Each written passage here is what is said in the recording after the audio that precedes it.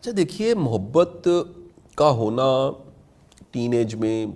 یا کسی ایک کہہ لیجئے زمانہ جوانی میں کہیں ہونا، میرا خیال ہے بڑا فطرتی عمل ہے. پہلی بات تو یہ. اور دوسری بات ہے کہ آپ کے ساتھ ہونے والا کوئی واقعہ، یہ پورا تھیسس ہے جس پہ ہم نے بڑی بات کی ہوئی ہے،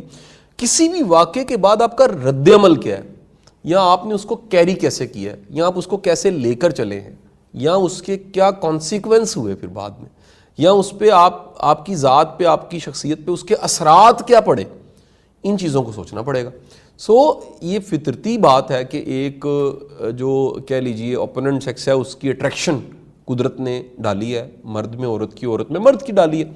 اب دیکھیے اس زمانے میں جہاں کمیونیکیشن بڑی آسان ہو گئی ہے، یہ آپ کو زیادہ ملے گی. ہمارے زمانے میں 20-22-25 سال پہلے کیونکہ کمیونیکیشن ہی اتنی مشکل تھی، اور ہمارے اس سے پہلے بڑوں کے زمانے میں کمیونیکیشن اور بڑی مشکل تھی. تو کمیونیکیشن مشکل ہونے کی وجہ سے وہ ایک جو محبت جس کو 4 آنکھیں ہونا، یا مطلب وہ کہہ لیجئے آنکھوں کا آنکھوں کے ساتھ ملنا، کمیونیکیشن بلڈ ہونا، وہ بڑا مشکل تھا. آج کیونکہ بڑا آسان ہو چکا ہے. اچھا، ایسی محبت جو یک طرفہ ہے، یہ یاد رکھیے گا کہ یک طرفہ محبت بھی آپ کی ہانڈی کو، آپ کی ذات کو کہیں پکاتی ضرور ہے. کیونکہ ہوتا کیا ہے کہ محبت کا اگر میں حاصل کہوں،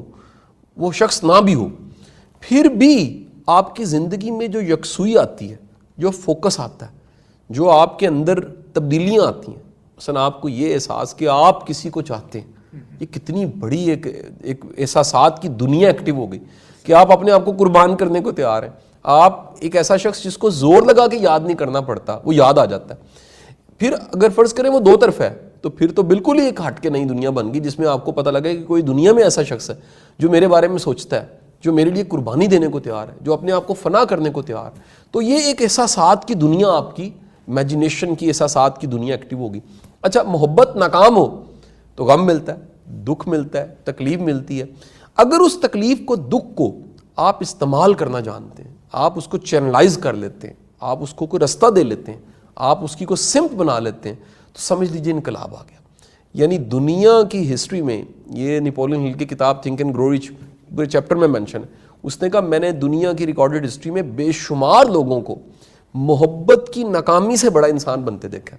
آرٹ میں، کلچر میں، رائٹنگ میں بڑے بڑے شعبے اس نے گنوائے ہیں کہ ان میں سب کی جو کہہ لیجئے گریٹنس کی وجہ وہ کیا تھی کہ کبھی دل ٹوٹا، دل ٹوٹنے سے اتنی انرجی پیدا ہوئی.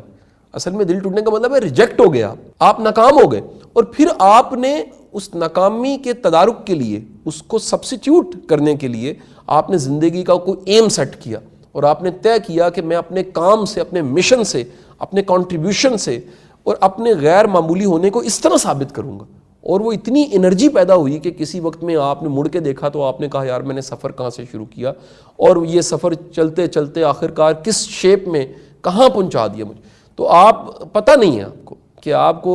جہاں سے کک ملی، جہاں سے ابتدا ملی، وہ آج اگر بچوں کو، ہمارے یونیورسٹی کالجز کے بچوں کو کوئی اچھا گائیڈ مل جائے، کوئی مینٹور مل جائے، یہ بڑا فطرتی ہے. محبت کا ہو جانا، نہ ملنا یہ بھی بڑا فطرتی ہے، ناکام ہو جانا محبت بڑا فطرتی ہے. اس میں اگر تھوڑی سی گائیڈنس مل جائے، کوئی ایسا شخص مل جائے جو اس کو گائیڈ کرے، جو سمت بتائے، جو کہے کہ یار یہ اینڈ نہیں ہے، یہ لائف ہے، یہ چلتی چلی جا رہی ہے، اس کو ختم نہ سمجھو، ایک ناکامی کو مکمل ناکامی نہیں سمجھ لینا چاہیے. تو آپ اپنی انرجی کو، اپنے آپ کو یہ چینلائز کر کے کسی جگہ لگاؤ اور کسی بڑے کام کا سوچو، اور اللہ بڑی مدد کرتا ہے. اچھا، اگر آپ غم میں، دکھ میں سجدہ کرنے